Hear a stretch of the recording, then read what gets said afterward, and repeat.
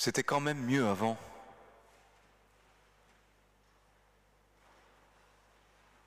Quand même, non? Quand Jésus était avec nous, quand sa présence pouvait nous rassurer. Lorsque nous nous divisions, il savait nous remettre en place. Lorsque nous étions saisis par la peur, son calme nous rassurait.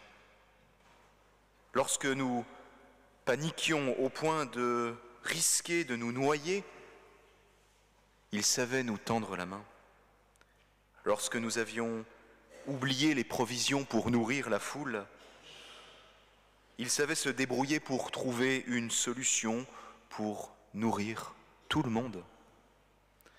Quand des personnes mal intentionnées tentaient de nous piéger, il savait trouver la répartie juste. Quand nous doutions, il ne nous jugeait pas, mais nous encourageait. C'était quand même mieux avant, quand Jésus était parmi nous, non ?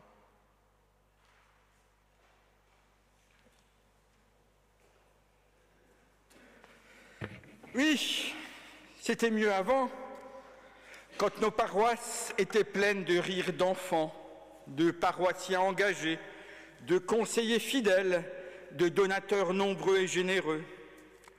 Oui, c'était mieux avant, quand la société était majoritairement chrétienne, quand les pasteurs étaient encore sérieux et avaient de l'autorité, quand il suffisait de se baisser pour cueillir les bénévoles en bouquet, quand les candidats pasteurs se pressaient à la porte et il n'y avait qu'à choisir, quand les catéchumènes fréquentaient le culte par dizaines, quand tous les parents faisaient baptiser leurs enfants. Oui, c'était mieux avant, quand nous construisions des temples au lieu de les vendre. C'était mieux avant, quand les enfants savaient s'amuser avec 2 bouts de bois au lieu de s'occuper avec leurs tablettes comme les enfants de Jean-Sébastien ce matin.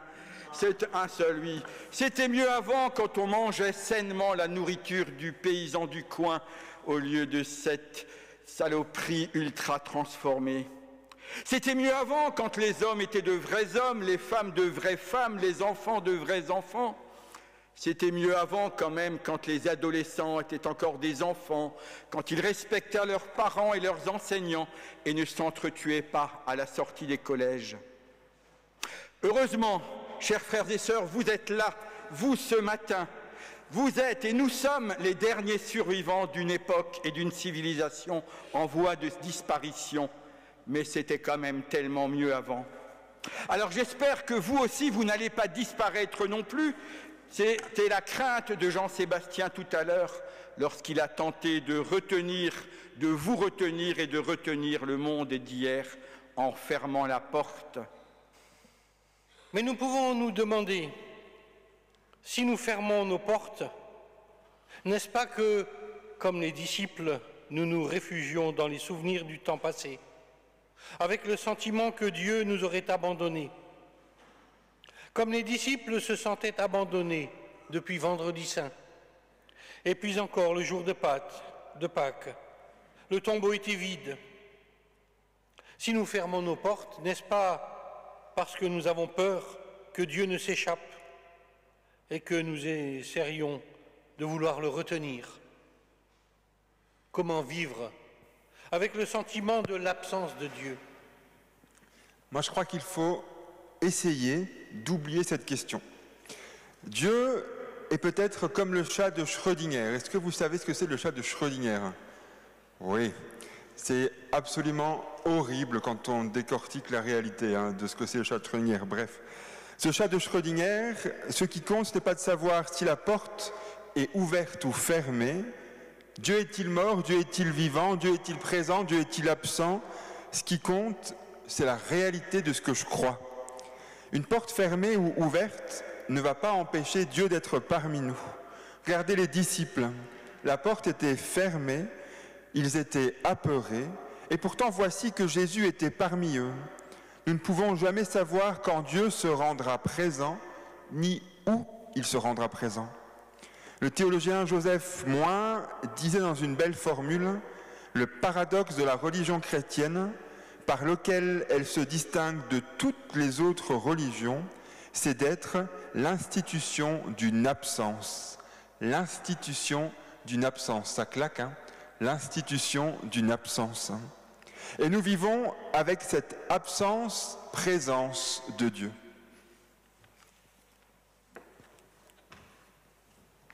Dieu est-il présent avec nous ce matin? Est-il dans l'église catholique Sainte-Geneviève? Est-il à l'église évangélique de la Bonne Nouvelle, à la mosquée, à la synagogue? Est-il dans la chambre de ce paroissien qui préfère faire une grasse matinée? Est-il avec celui qui a été déçu ou qui est déçu de l'église aujourd'hui? Franchement, ni moi, ni d'autres n'ont la réponse à toutes ces questions. Mais ce que je crois, je ne sais pas si Dieu est ici ou ailleurs, mais ce que je crois, c'est qu'il est présent ce matin parmi nous. Ce que je crois, c'est que nous le rendons présent par notre foi. C'est le rôle de l'Église, de faire de l'absence de Dieu une présence. C'est le rôle qui sera confié aux disciples lors de leur rencontre avec le ressuscité. Et justement, eh bien ce matin, nous avons une belle brochette de disciples.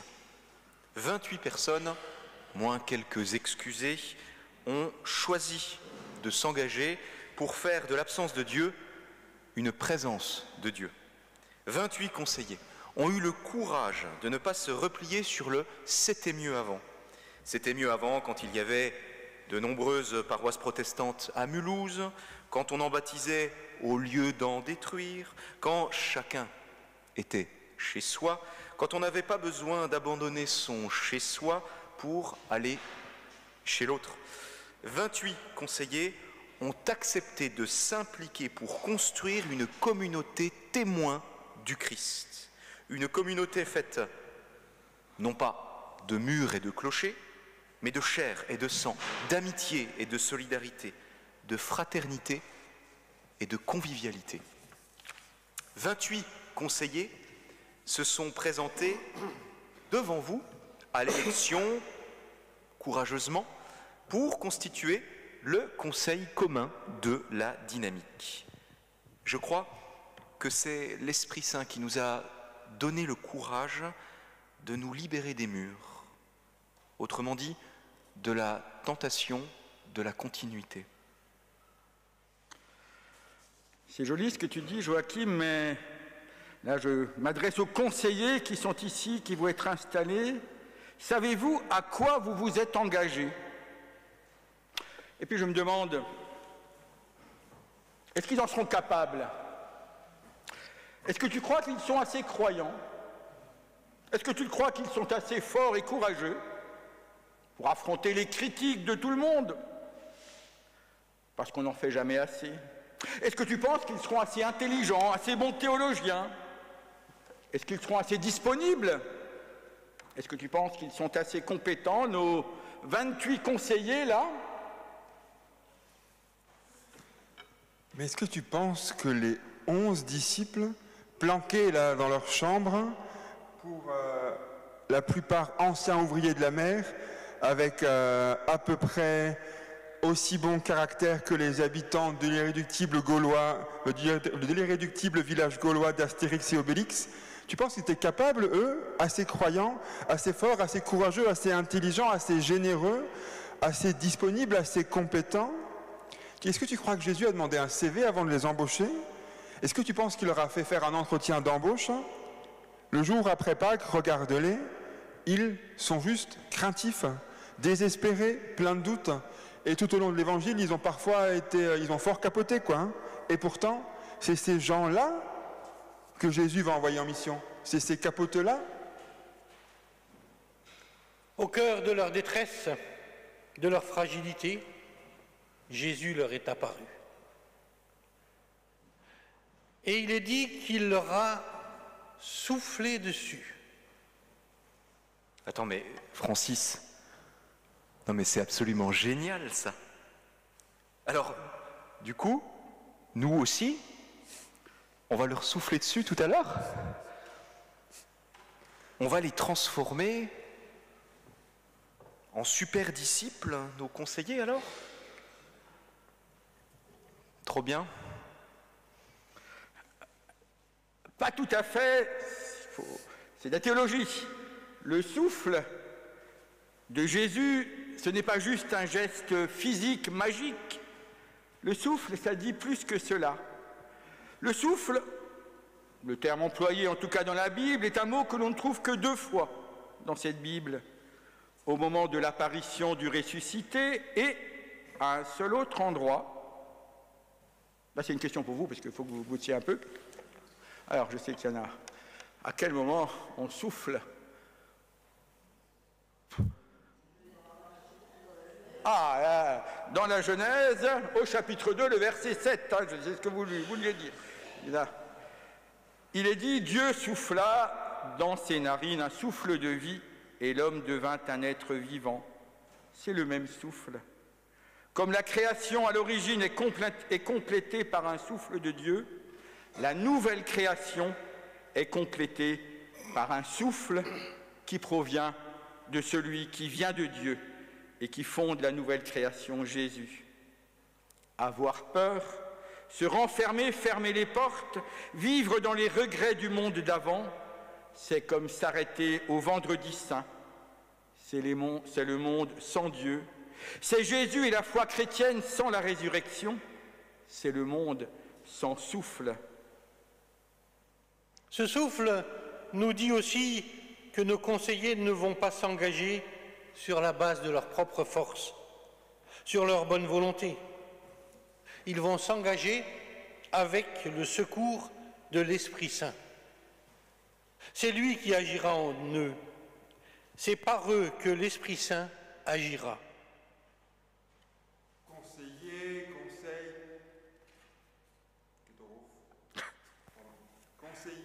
oui, conseiller, conseil, tout ça, d'accord, ok.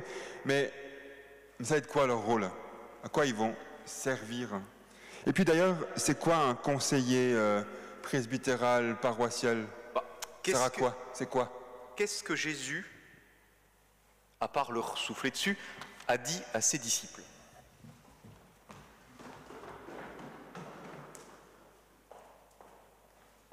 Je redescends un peu sur terre. Oui, vas-y.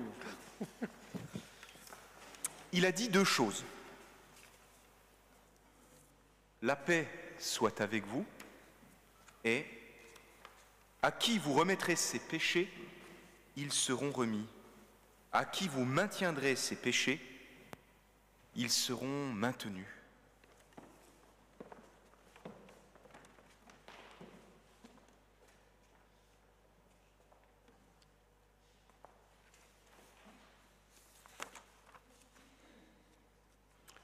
La paix soit avec vous. Notre premier rôle, comme disciple, comme conseiller, mais aussi pour chaque chrétien, est de veiller à la paix. Conseiller est un ministère, c'est-à-dire, dans le sens du mot ministre, un service. Et le premier service est celui de veiller à la paix. Lorsque je me souviens que je suis au service du Christ, au service de l'Église, et non plus de moi-même, non de mes idées que je veux défendre, mais d'abord de la communauté, alors la paix vient. Et puis, il y a un autre rôle qui est un peu méconnu ou oublié, mais pourtant essentiel, je crois, et qui est évoqué aussi pour les disciples. Vous aurez pour rôle de remettre les péchés. Remettre les péchés. Cela peut sembler étonnant, curieux, ça sonne bizarre à nos oreilles, mais la venue du Christ à Pâques nous a donné ce pouvoir, ou plutôt un non-pouvoir, celui de laisser aller les péchés, celui de délier, celui de ne pas enfermer les gens dans leurs actes. Mercredi soir, nous avions le groupe « Ma foi, pourquoi pas ?» Nous avons discuté des sacrements dans le protestantisme et nous avons découvert, ce que nous avons parfois oublié, qu'à l'origine de la Réforme et jusqu'au XVIIIe siècle, le protestantisme avait gardé la confession individuelle des péchés, l'avait conservée comme sacrement. Ce qui avait changé avec la pratique antérieure, c'est qu'on ne demandait plus une liste exhaustive des fautes aux gens parce que Luther disait qu'il est impossible de connaître toutes nos fautes et de se connaître vraiment soi-même. Et puis ce qui a changé aussi, c'est que le pardon des péchés n'était plus l'apanage des prêtres, ce n'est plus eux qui avaient ce pouvoir un peu magique de délier les péchés, mais cela devenait une capacité de chaque chrétien, non pas de pardonner les péchés, mais de dire au nom du Christ ce pardon. Et cette confession, enfin, dernière chose qui avait changé, n'était plus obligatoire non plus, c'était une possibilité.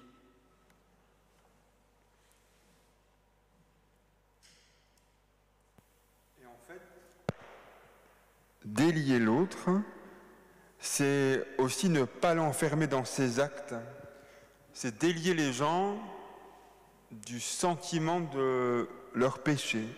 Leur dire et manifester le pardon donné par le Christ, c'est le ministère de chaque chrétien, chaque chrétienne. Et en particulier, c'est à vous, aux conseillers, de veiller à ce que dans notre communauté, chacune et chacun soit allégé dans son existence. On pourrait dire en fait que les chrétiens sont des délieurs de péché, que l'on puisse dire que plus fort que n'importe quel régime, si vous voulez être allégé, venez à l'Église. Si vous voulez être allégé, venez à l'Église. Ça claque. Tu as un micro ? Oui. Ok. Alors, cela contribue à la paix dans la communauté. Une communauté où chacun se sait écouter s'il en a besoin, sans être jugé, mais accueilli. Accueilli là où il en est dans sa vie.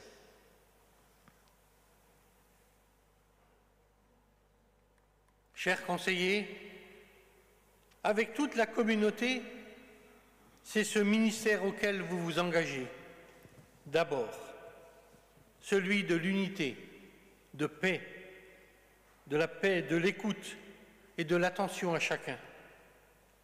Vous le ferez avec vos fragilités, avec votre personnalité, mais toujours avec la conscience que c'est l'Esprit Saint qui agit par vous. Vous contribuerez ainsi à faire de notre rêve c'est notre rêve collectif, c'est notre rêve en tant que conseil commun, c'est aussi le rêve des conseils avant vous, qui pourrait se résumer dans ces quelques mots qui portent le projet. Nous attendons que notre Église soit détendue, nous voulons le sourire, nous devons développer la force du travailler ensemble, nous devons aller vers une générosité communautaire, au nom de Jésus-Christ. Amen. Amen. Amen.